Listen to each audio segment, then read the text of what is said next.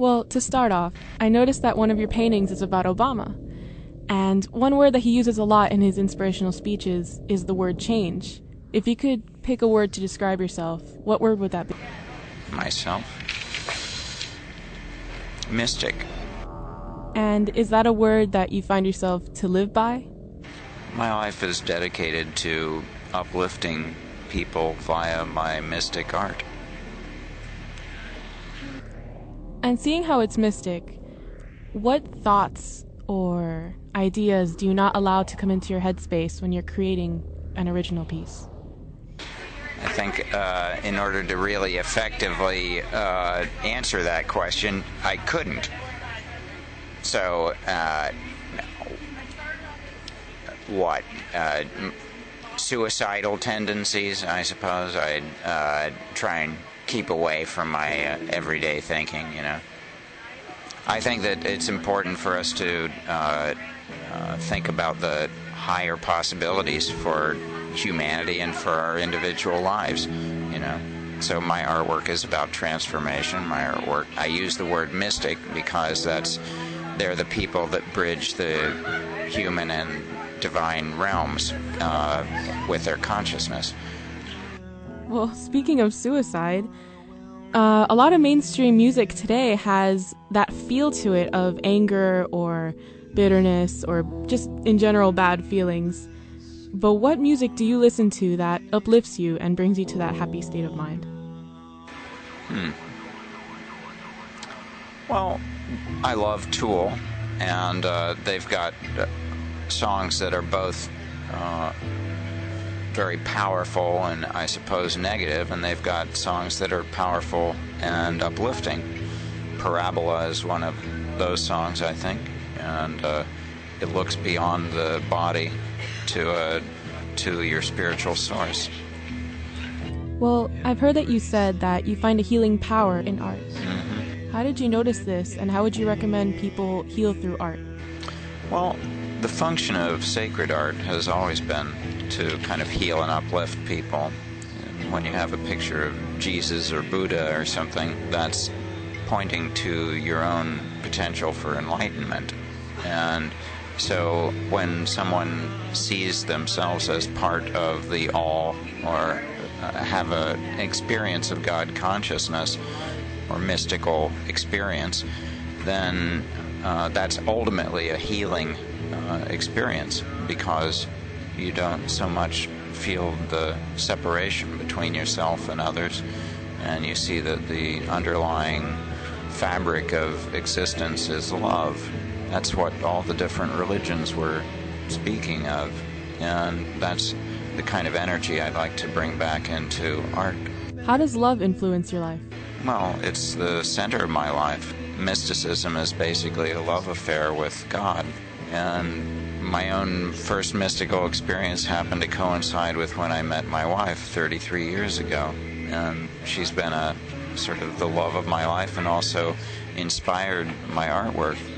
She inspired the Sacred Mirror series and numerous other works of art, and so probably none of the work that people are interested in for my paintings would have existed without having met Allison. So would you say that that's the inspiration that you get going from painting to painting? Absolutely. I think that artists at the dawn of the 21st century have a unique opportunity to make a kind of universal spiritual art.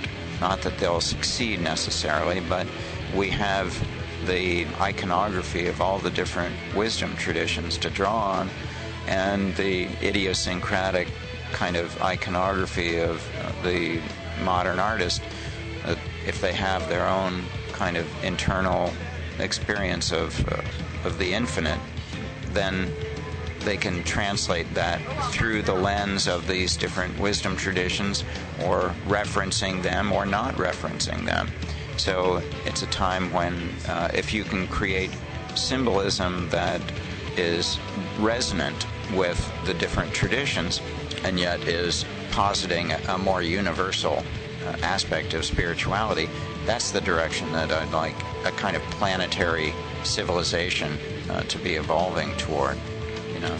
So as humans, What do you think we're doing that's harming us that we still haven't learned from? Well, it's when we don't take care of each other, treat others with kindness, when we invade each other's countries and things, kill other people. You know, there's hosts of sins that are well known to humanity that are, you know, basically the ways that engender distrust, you know, between us all. And there's greed, ignorance, hatred. Those are the normal kinds of vices that most of us succumb to one time or another, but we also want to remember the best part in us and move toward that. So what impression would you like to leave on the world and have people remember you by through your artwork and pieces and ideas?